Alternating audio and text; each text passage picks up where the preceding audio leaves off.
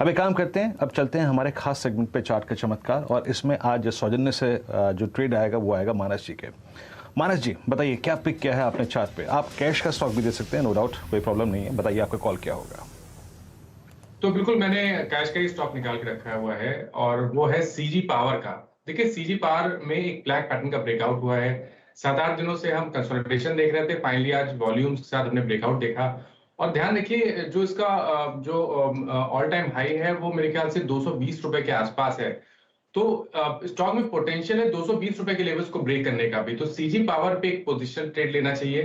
Current level पे खरीदारी करिए, 209 के नीचे स्टॉप लॉस रख के कम से कम 240 रुपए के टारगेट सेट करिए। ओके, तो सीजी पावर ये फिलहाल वो ट्रेड 240 के लिए इस समय आप खरीदारी करके चले। ये है वो काउंटर जो चार्ट का चमत्कार है जो आज मानस ने आपके लिए खास चुना है। अच्छा, इस बीच कई सारे ट्रेड्स, मार्केट में इतना एक्शन बढ़ गया है तो कई सारे ट्रेड्स कई सारे जानकारों के हाथ आ रहे हैं। वीरू इनफैक्ट 93 हो गया, 16594 के लेवल्स पर इस समय निफ्टी ट्रेड करता हो तो 10 पॉइंट का जो मूव आना था आ गया। वीरू ने कहा फ्लड गेट्स विल ओपन और तेजी बढ़ने के पूरे आसार है। तैयार रखिएगा निफ्टी में वो तगड़ी पोजीशंस लेने के लिए। कई ट्रेड्स आ रहे हैं और सचिंद्रन ने इनफैक्ट एक दो ट्रेड स्पॉट किए। बताइए सचिंद्रन क्या हाथ में है? हर्षदा, इनफैक्ट ये ट्रेड हमने हमारे क्लाइंट्स को भी दिया है। इनफैक्ट बजाज फाइनेंस में एक ब्रेकआउट पेंडिंग था, वो पर्टिकुलर ब्रेकआउट ट्रिगर हो चुका है। मुझे लग रहा है ये जो मोमेंटम बना है वो लगभग अपने 200 डे एक्सपोनेंशियल मूविंग एवरेज तक एक्सटेंड होना चाहिए, जो प्लेस्ड है 6385 के आसपास। सो 6180 85 के जोन में हमने इसे आइडेंटिफाई किया है। जिस तरीके से अभी भी स्ट्रक्चर है, मुझे लग रहा है 6160 के स्टॉप लॉस के साथ अभी भी लॉन्ग पोजीशन यहाँ पर चेस करनी चाहिए, ऐड करनी चाहिए। इंट्राडे के लिहाज से एक स्विंग एक्सपेक्टेड है अराउंड 6280 तक का, बट पोजिशनली मुझे लग रहा है 6385 तक ये पर्टिकुलर पोजीशन राइट की जा सकती है। तो खरीदारी अभी भी करनी है बजाज फाइनेंस के फ्यूचर्स में, 6385 के लिए बजाज फाइनेंस के फ्यूचर्स में। और हम इस पर बात भी कर रहे थे कि एक तगड़ा मूव देखने को मिला है आज इस पर्टिकुलर काउंटर में जब हम ट्रेंडिंग स्टॉक्स की बात कर रहे थे। आशीष महेश्वरी साहब जुड़ गए हैं हमारे साथ और आपने उनकी तरफ से एक व्यू भी सुना, लेकिन अब वो देंगे कुछ ही क्षणों में दरअसल एक मिड कैप का फंडा ट्रेड, तो उसकी तैयारी कर लीजिएगा। फिलहाल एक दो और ट्रेड्स आपकी स्क्रीन पर लेकर आते हैं जहां पर मोमेंटम है और अच्छा इंटरेस्ट देखने को मिला है। वीरू, बाय द वे, ये कैपिटल गुड्स में आपने एलएनटी पे बात की, भेल कैसे छोड़ दिया? ये भी तो तेजी में है और अच्छे वॉल्यूम्स के साथ। देखिए आजदा, खामखा हम पे इल्जाम लगे कुछ कि तुम भी अपने मन की बात करते हो, तो मैं मन की बात हमेशा छोड़ देता हूँ। यह शर्मिला जी का टॉप कन्वेंशन कॉल था सुबह, इट्स 5245 डे हाई पर कारोबार करता हुआ। बट आज हरियाली हर तरफ है हर्षदा, और इस बीच याद रखिएगा निफ्टी ने जैसा ही वो 93 का लेवल काटा, इट्स 600।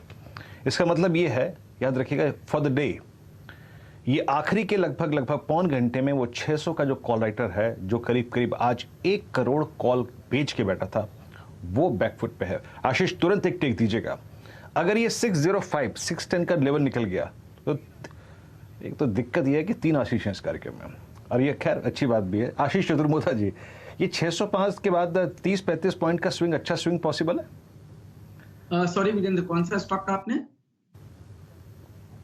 नहीं, इंडेक्स। अगर कॉल राइटर के 610 605 के ऊपर निकले हम तो 30-35-40 पॉइंट का स्विंग पॉसिबल है।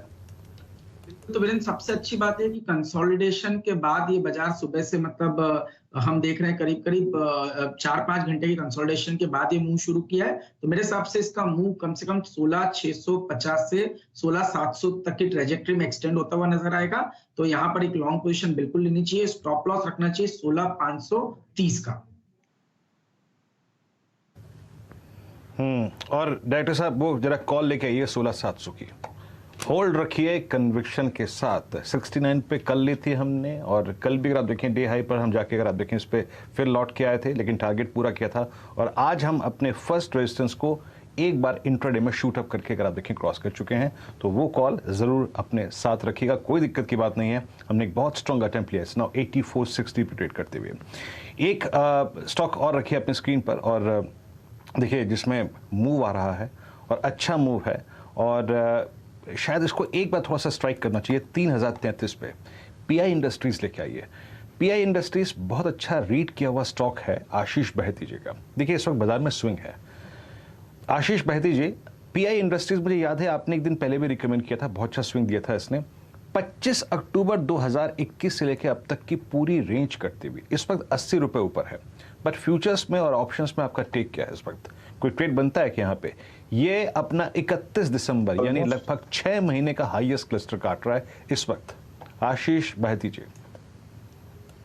जी वीरेंद्र जी, 12 अप्रैल के करीब का एक हाई था, उसको भी आज इसने सरपास कर लिया। जिस हिसाब से जो स्ट्रक्चर बना हुआ है पीआई इंडस्ट्रीज में, हमें लगता है कि ये पूरा एग्रोकेमिकल स्पेस में एक अच्छा बाइंग देखने मिल रहा है। आज सुबह से कोरामंडल और जीएनएफसी और एसआरएफ जैसे काउंटर्स में भी एक अच्छी रुझान देखने मिली है। तो इसमें करंट लेवल पे भी एक तेजी की तरफ ट्रेड बनाया जा सकता है। 2990 का एक एसएल लगाना है और हमें लगता है कि इसमें 3100 तक के टारगेट्स आ सकते हैं।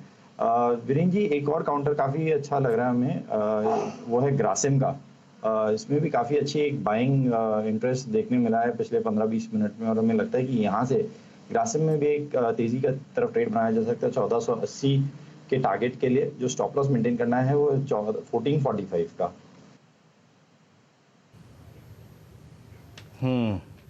ग्रेसिम आपकी स्क्रीन पर देखिए अच्छा करता हुआ 1462 और स्ट्रॉन्ग मूव इस स्टॉक में। लेकिन एक काम करते हैं, यहाँ पे एक स्टॉक और कंप्लीट कर लेते हैं। पहले अब मिड कैप फंडा 4 का चौका में आशीष महेश्वरी जी के सौजन्य से आएगा।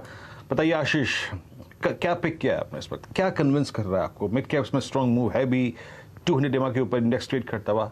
आपकी आज की फाइंडिंग, आपका स्टॉक? मैं बैंकिंग सेक्टर पे काफी बुलिश हूँ और यहाँ पर मेरा जो पिक है वो है करूर वैसा बैंक। मेरा मानना है 51 रुपए में करूर वैसा बैंक में खोने के लिए इनफैक्ट अब कुछ भी नजर नहीं आता।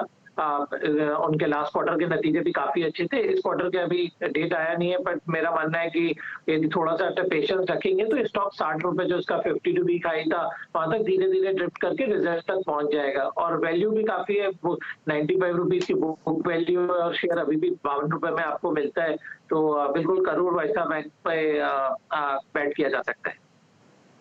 व्यासा बैंक ये फिलहाल है वो मिड कैप फंडा ट्रेड जिस पर इस समय बुलिश व्यू आता हुआ। अच्छा, एक चीज आप ध्यान रखिएगा, मिड कैप्स में ही पूरा जोश अब बढ़ता हुआ, पूरा मार्केट भागा है, लेकिन मिड कैप इंडेक्स एक बार फिर स्क्रीन पर आपके लेकर आएंगे जहां पर 300 पॉइंट की बढ़त के साथ इस समय ट्रेड्स बनते दिखाई दे रहे हैं। तो बहुत तगड़ी तेजी इधर इस समय स्क्रीन पर आपके देखने को मिली। कमिंस, एबीबी, पीवीआर, ये कुछ स्टॉक्स जिसकी हमने बात की, 5 से 6% ऊपर और बहुत तगड़ा ओपन इंटरेस्ट एडिशन इन सभी काउंटर्स में इस समय देखा गया है। एक और ट्रेड अगर हो सके तो फटाफट उस पर व्यू ले लेते हैं। कैनफिन होम्स, मानस क्या आपने इसे नोटिस किया? 541 के लेवल्स के आसपास, इनफैक्ट डे हाई के काफी करीब है ये काउंटर। आज का ये 4% का मूव क्या आगे और तेजी दिखा सकता है क्या? बिल्कुल, देखिए 3-4 दिन पहले हमने स्टॉक में एक ब्रेकआउट देखा था, उसके बाद 100 मूविंग एवरेज रीच हुए। अब स्टॉक अपने 200 मूविंग एवरेज के आसपास ट्रेड कर रहा है, लेकिन पैटर्न और वॉल्यूम को देख के लगता है कि अभी ये रैली यहाँ नहीं थमेगी। कम से कम 560, 565 तक किस तरह देखने को मिल सकते हैं। तो अपनी पोजीशन में बने रहना चाहिए। 530 पे स्टॉप लॉस रिवाइज करके रखिए और 560, 570 के टारगेट सेट करिए।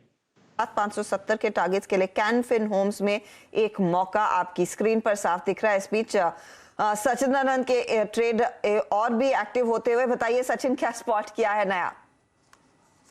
हर्षदा, इनफैक्ट इंडिगो में वापस एक अच्छा रिवाइवल हुआ है। इंट्राडे के दौरान थोड़ा सा यहाँ पर एक कंसोलिडेशन हो गया था एंड वो कंसोलिडेशन से एक अच्छे गैप से एक ब्रेकआउट एस्टैब्लिश हुआ है।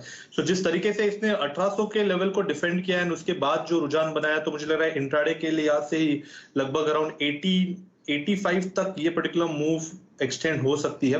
तो यहाँ पर अभी भी खरीदारी करनी है इंडिगो के फ्यूचर में। स्टॉप लॉस आपको लगाना है अराउंड 1798 पे। डिक्लाइंस अगर मिलते हैं तो रिवॉर्ड टू रिस्क बहुत ही बेहतरीन होगी, बट मुझे लग रहा है ये जो ब्रेकआउट हुआ है उसके बाद एक रिट्रेसमेंट नहीं होना चाहिए। 1885 के लक्ष्य मुझे लग रहा है कंफर्टेबली आज के सत्र में ही नजर आनी चाहिए। 85 तक के लेवल्स आज के सत्र में देखने को मिल सकते हैं, तो इस पर नजरें रखिएगा। 1822 तो हो चुका है फ्यूचर्स में स्क्रीन पर 3% के गेंस, लेकिन आगे और चाल मजबूत होने के आसार है।